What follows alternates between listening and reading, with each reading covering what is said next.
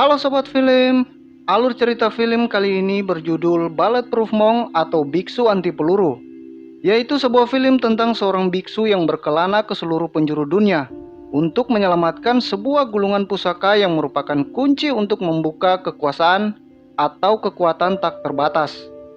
Selain itu, biksu ini juga harus menemukan orang yang pantas menjadi penerusnya untuk menjaga pusaka itu.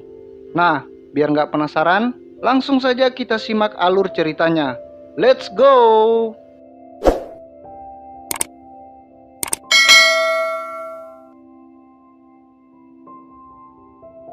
Film dimulai dengan dua orang biksu di dataran tinggi Tibet yang sedang bertarung. Ini adalah pertarungan guru dan murid yang juga merupakan pembuktian kelayakan untuk menjadi the next master. Si murid berhasil mengalahkan gurunya, dan karena dia juga telah memenuhi 3 ramalan suci, akhirnya untuk syarat terakhir dia diminta untuk melupakan namanya sendiri. Dia bersedia lalu diajak masuk ke dalam kuil. Di sana dia ditunjukkan sebuah gulungan pusaka tertinggi yang jika isinya dibaca oleh orang yang tepat, maka dia akan mendapatkan kekuatan yang sangat dahsyat dan tak tertandingi. Itulah sebabnya sang master menjaga gulungan tersebut dari orang luar selama 60 tahun, sejak dirinya ditugaskan oleh pendahulunya. Kini giliran si murid yang akan menjadi pelindung gulungan itu. Lalu sang master memberikannya dan memulai ritual transfer ilmu. Mirip via infrared kayaknya. Langit menjadi gelap, angin berhembus kencang, cahaya terang masuk ke dalam ruangan itu. Dari kejauhan ada tentara Jerman dipimpin oleh seorang komandan yang sangat menginginkan gulungan itu. Lalu ketika ritual selesai, tampak bahwa sang master ternyata sudah tua dan keriput. Tapi nggak punya uban ya. Ternyata gulungan itu bisa bikin awet muda. Selanjutnya ketika mereka keluar dari kuil itu, para tentara Jerman mulai menembak hingga si biksu tua terkena beberapa peluru, dan karena udah nggak punya kekuatan lagi, akhirnya dia memberikan pesan terakhir untuk menjaga gulungan itu, lalu dia meninggal. Kini si biksu tanpa nama naik pangkat menjadi master. Lalu dia mengambil dan membawa gulungan pusaka itu.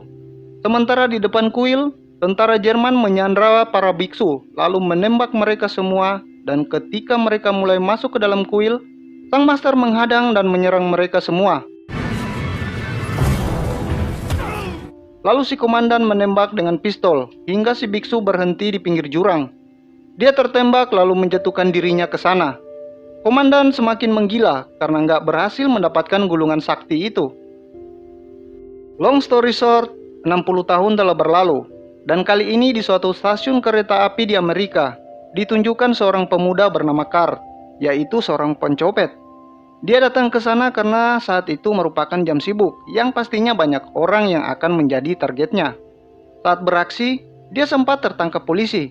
Namun karena kelincahannya, dia berhasil lolos dan lari dari sana. Sementara itu di pinggir jalan, si biksu ternyata telah sampai ke Amerika. Dan dia masih dikejar-kejar oleh para pemburu gulungan pusakanya. Dia berlari ke stasiun dan akhirnya tanpa sengaja bertemu dengan Carl di sana. Mereka berdua menolong seorang bocah yang jatuh di rel kereta api. Nah, dari situlah si biksu melihat kebaikan dari seorang Carl. Di sana ada banyak orang, tetapi hanya Carl yang nekat turun ke sana.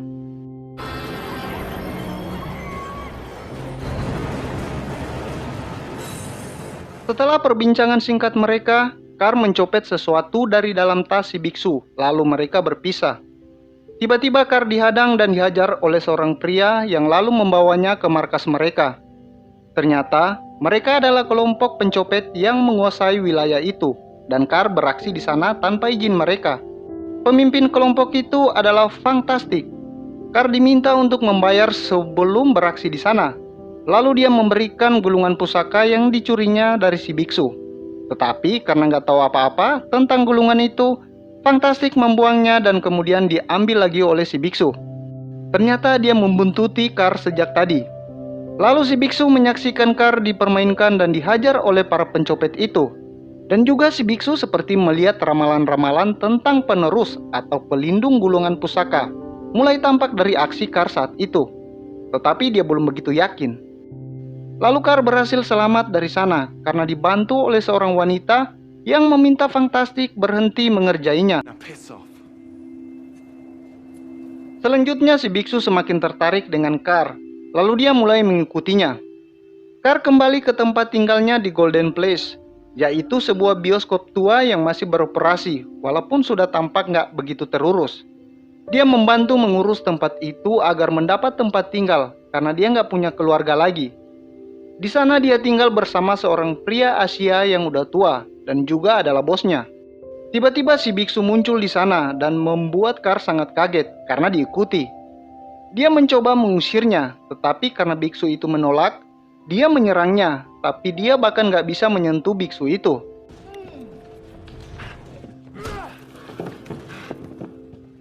Car menyerah dan kagum akan kemampuan biksu itu. Lalu mereka melanjutkan dengan perkenalan singkat. Dan kemudian si biksu melihat-lihat barang koleksi hasil curiannya, hingga menemukan kalung dari wanita yang sebelumnya membantu Car lolos dari kelompok fantastik.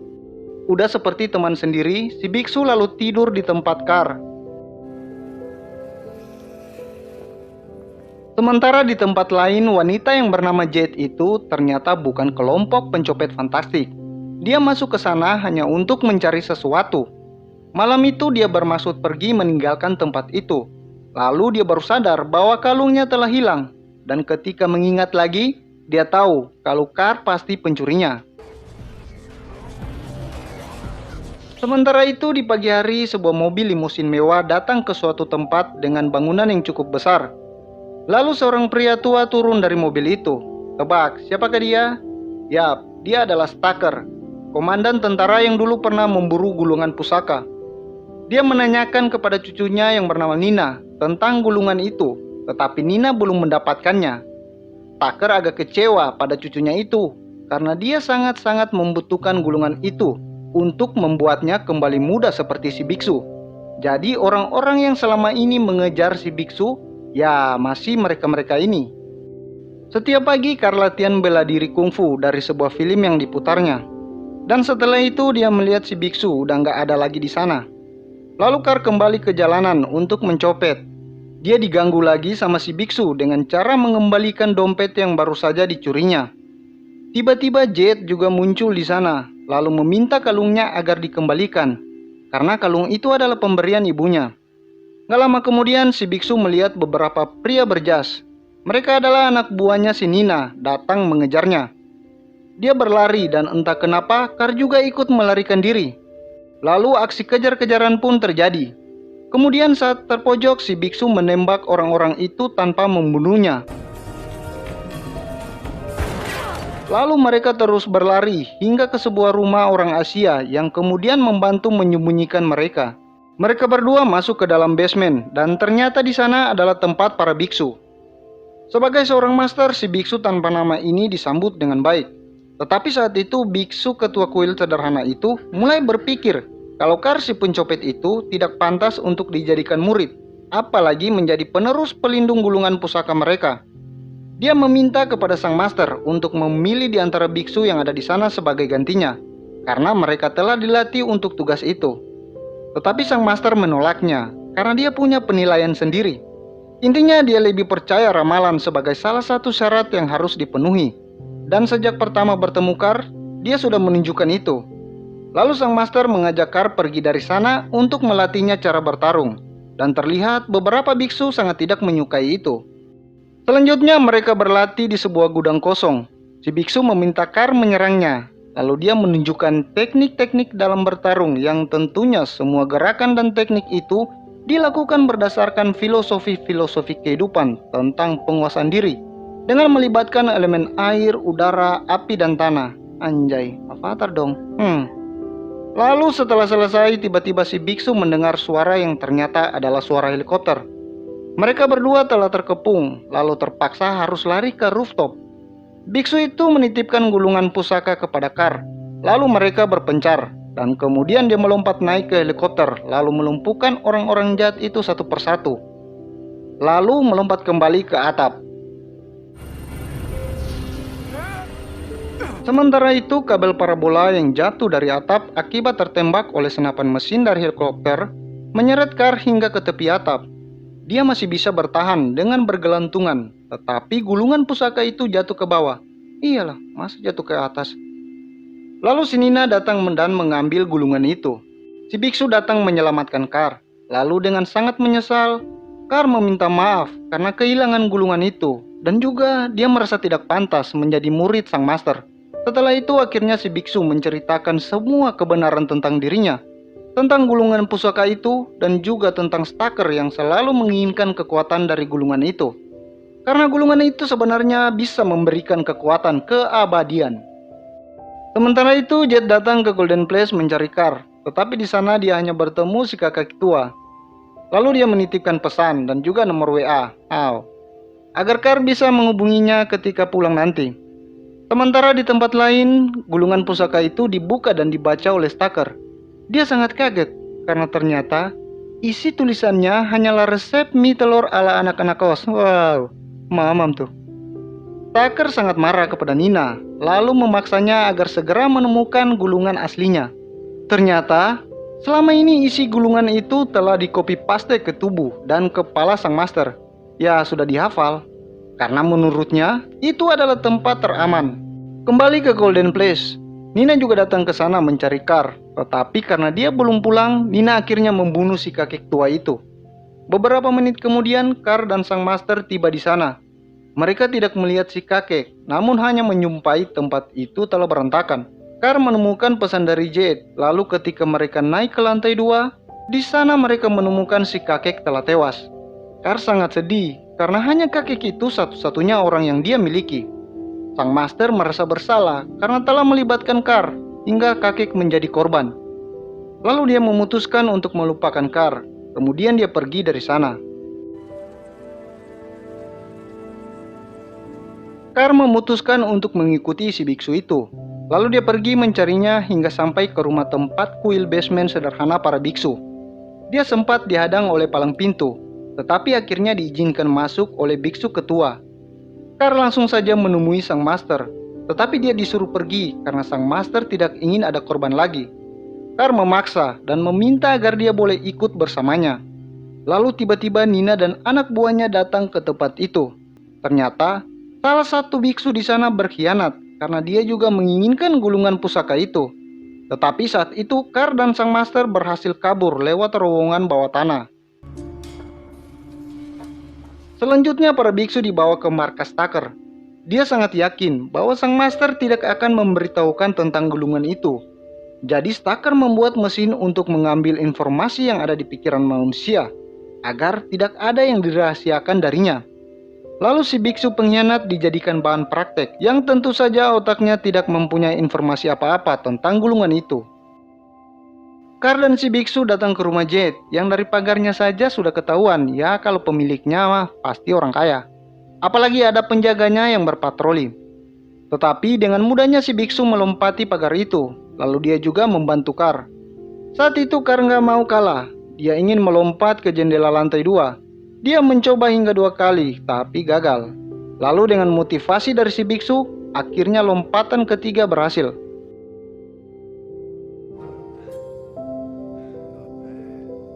Mereka bertemu Jet di ruang tamu. Lalu dia memperkenalkan dirinya yang ternyata dia adalah anak dari seorang mafia Rusia yang sangat terkenal. Tetapi saat ini sedang menjalani hukuman penjara selama 20 tahun. Itulah sebabnya sejak awal dia merahasiakan identitasnya dan sering bermain di jalanan. Lalu tiba-tiba si biksu kembali mengingat salah satu ramalan yang secara tidak langsung terjadi saat itu. Tetapi saat itu mereka kembali diserang oleh Nina dan anak buahnya, hingga si biksu terkena tembakan bius lalu pingsan. Nina melihat tulisan di tubuhnya, kemudian membawa si biksu dari sana. Jet ternyata mengetahui bahwa Nina adalah direktur eksekutif di sebuah organisasi. Jadi dia mengajak Kar untuk pergi mengikutinya ke sana. Lalu mereka berdua mempersiapkan diri sebelum beraksi. Kar tercengang melihat koleksi mainan tempur milik Jet. Kemudian mereka berdua langsung berangkat. Ketika tiba di sana, mobil anti pelurunya langsung saja menerobos masuk ke halaman. Lalu ketika para penjaga mendekat, mobil itu meledak karena dipasangi bom dengan kendali jarak jauh. Sementara itu sang master telah ditangkap. Seluruh tulisan di tubuhnya telah di-scan. Lalu Stacker mulai membaca tulisannya. Dia langsung merasakan efek dari kekuatan pusaka itu. Dia melihat ke cermin lalu wajahnya mulai berubah menjadi lebih muda seperti 60 tahun yang lalu. Kemudian untuk bait terakhir dari si gulungan itu, Staker tidak menemukannya. Lalu dia marah dan si biksu mengatakan bahwa sisa tulisannya itu telah dihafalnya. Jadi tidak bisa diambil begitu saja oleh Staker. Dia semakin marah lalu membawa si biksu ke mesin pembaca pikiran buatannya. Lalu Kar datang menyerang Staker, tetapi dia sama sekali bukan tandingannya. Karena Staker telah mendapatkan kekuatan dari gulungan itu, namun belum sempurna. Si biksu berhasil melepaskan diri, lalu mereka bertarung dengan durasi 1 jam 632 detik ya, kurang lebih gitu. Kar yang mencoba membantu akhirnya malah terkubur dari reruntuhan puing-puing bangunan. Sementara Jade bertarung melawan Nina dan berakhir dengan kemenangan Jade.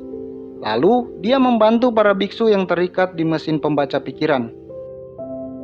Ketika si biksu sudah hampir kalah, Kar kembali bangkit dan membantunya. Tetapi sekali lagi malah jadi beban. Hadeo. Si biksu harus memilih menyelamatkan Kar atau mengatakan bait terakhir gulungan itu. Si biksu akhirnya memutuskan untuk memotivasi Kar bahwa dia harus yakin pada dirinya kalau sebenarnya Kar bisa mengalahkan Staker. Kar memejamkan mata lalu tiba-tiba dia percaya diri dan menjadi kuat. Dia berhasil memukul Staker dan menyelamatkan dirinya sendiri. Lalu si komandan yang hampir jatuh ditolong oleh biksu dan ditawarkan kesempatan untuk berubah. Tetapi dia tidak mau, lalu melepaskan diri dan terjatuh dari atap gedung itu. Selanjutnya mereka semua berkumpul dengan disaksikan para biksu lainnya. Sang master mengatakan bahwa Kar adalah penggantinya. Karena ketika Kar menolong mereka semua, berarti dia telah memenuhi ramalan ketiga. Jadi tibalah waktunya bagi Kar untuk menerima tugas sebagai penjaga gulungan. Kar berlutut lalu sang master mentransfer ilmunya. Langit terbuka, cahaya terang bersinar. Dan tulisan dari tubuh sang master berpindah ke tubuh Kar. Lalu ketika selesai, sang master kini berubah menjadi kakek tua seperti yang seharusnya. Tiba-tiba Staker muncul lalu menembak mereka. Tetapi Jade memasang badan untuk melindungi si kakek tua. Kar yang telah mendapat kekuatan baru langsung test drive. Dan hanya satu serangan saja, Staker langsung tewas untuk selama-lamanya. Ya sebenarnya karena tertimpa patung sih. Kar sangat sedih karena Jade tertembak. Lalu dia melihat tulisan yang ada di tubuh Jade. Si biksu tua menjelaskan bahwa ternyata Jade dan Kar adalah penggantinya. Karena mereka berdua selalu berada di tempat yang sama saat ketiga ramalan terpenuhi. Lalu Jade bangun dan mereka hidup bahagia selamanya. Ya. Lalu keesokan harinya mereka bertiga berkumpul di sebuah taman untuk diberitahukan bait terakhir dari gulungan itu. Biksu tua membisikkan ke telinga mereka masing-masing dengan dua bagian yang berbeda, dengan maksud agar mereka terus bersatu. Lalu mereka berpamitan dan berpisah dari sama. Film pun tamat.